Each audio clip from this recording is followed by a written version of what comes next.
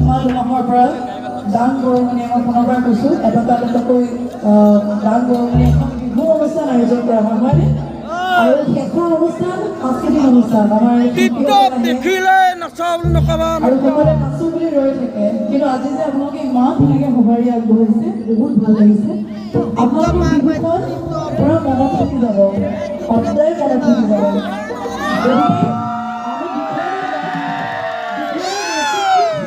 গতিকে সকলো জমুন আছে ন জানেনে নাই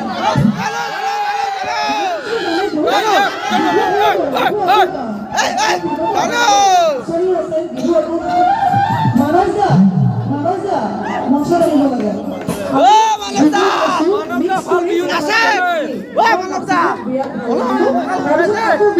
ঠিক আছে